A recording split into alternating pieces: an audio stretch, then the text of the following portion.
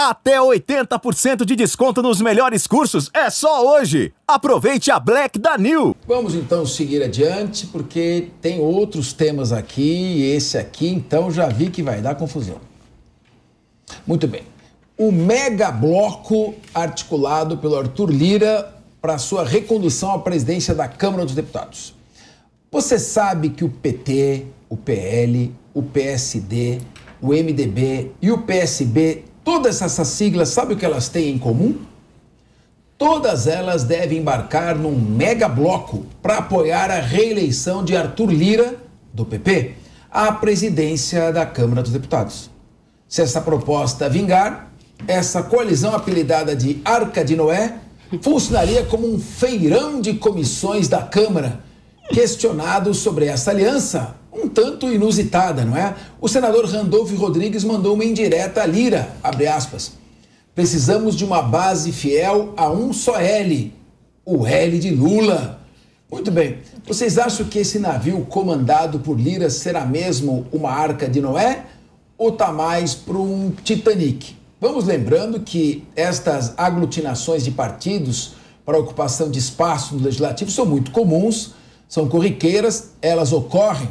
Me parece muito grave a afirmação aí do Randolfo Rodrigues dizendo que tem que ser uma articulação da Câmara para ir só com o L do Lula. Quer dizer que não vai ter fiscalização nem oposição? Diogo da Luz, o que você acha?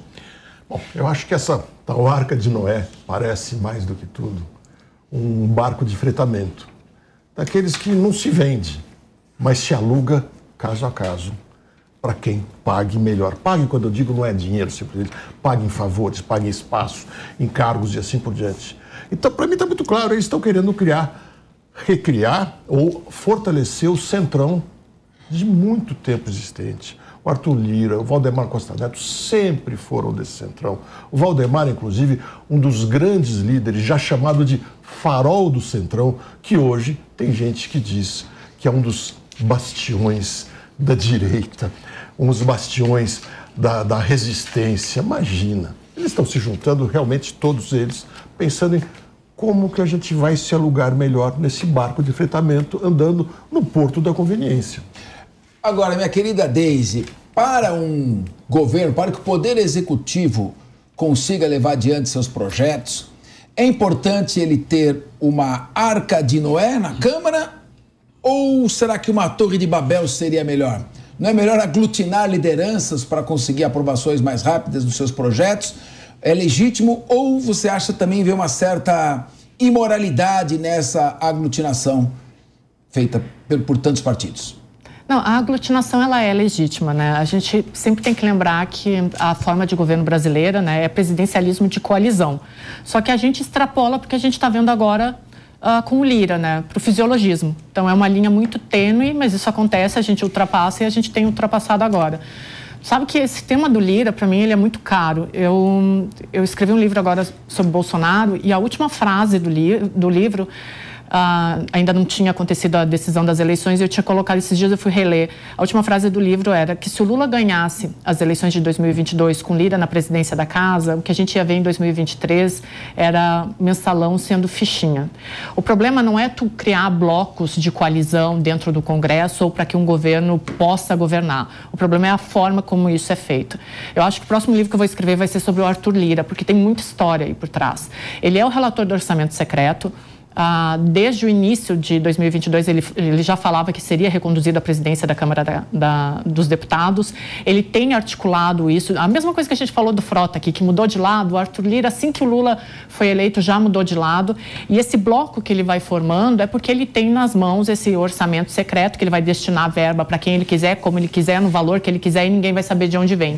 Então, a forma como está sendo conduzida essa formação desse bloco, ela é muito perigosa. Assim. Então, o que a gente vai ver no ano que vem é realmente um balcão de negócios no Congresso. Meu querido Fernando Holliday, historiador, grande historiador também, formado em história, um profundo conhecedor aí, tanto da história nacional quanto da história mundial. Queria te fazer uma outra questão dentro desse tema, claro. Um dos maiores líderes políticos da história do país, André Franco Montoro, foi um ardoroso defensor do parlamentarismo. Como é que funcionaria o parlamentarismo no país? Uma aglutinação de partidos dando sustentação? Como é que seria essa fiscalização para que o primeiro-ministro, o chefe de governo, se mantivesse no poder, ele teria que ir bem ou teria que se entender bem com o poder legislativo? O que você acha? E comentando em geral também tudo isso que estamos aí. É muito boa essa sua observação, porque eu já tive, inclusive, um professor de Direito Constitucional que dizia que a nossa Constituição foi pensada para o modelo parlamentarista, mas ninguém tinha avisado ela disso, né? Então, a gente estava ali num presidencialismo meio que fora de caminho, porque é isso que a gente vive no Brasil, né? De fato, a maior parte dos poderes, principalmente nos últimos anos, de execução depende necessariamente do poder legislativo, do Congresso Nacional. E nesse sentido, essas aglutinações, essas negociações fazem sentido nessa lógica parlamentarista. Veja, mas por que o PL e o PT apoiariam o mesmo candidato à presidência da Câmara? Ora, principalmente por conta das posições nas comissões.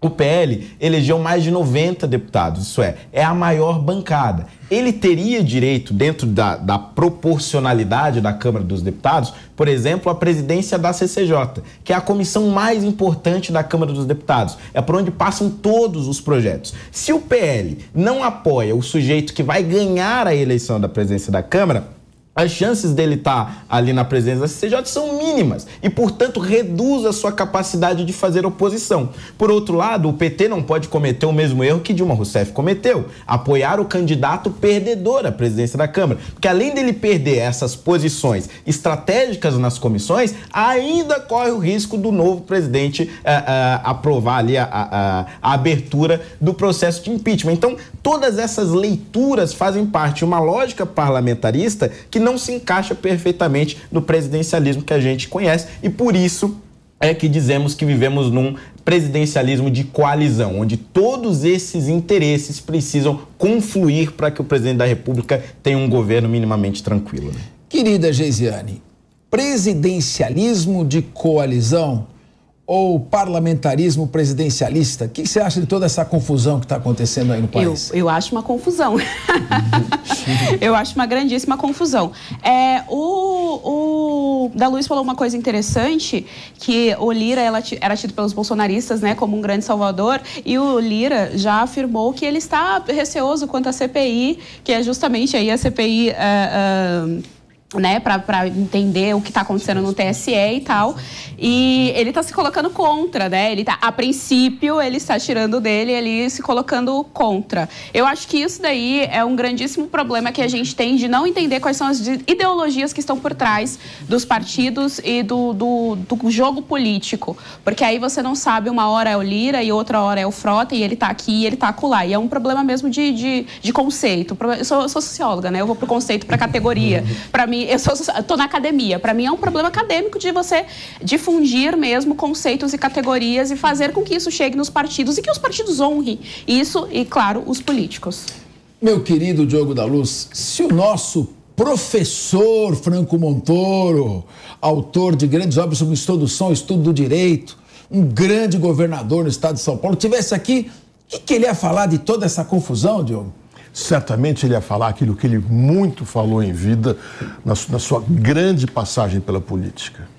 Que precisamos de mais Brasil e menos Brasília. Ele não usava essa expressão, mas ele falava no Pacto Federativo. Ele queria a descentralização do poder.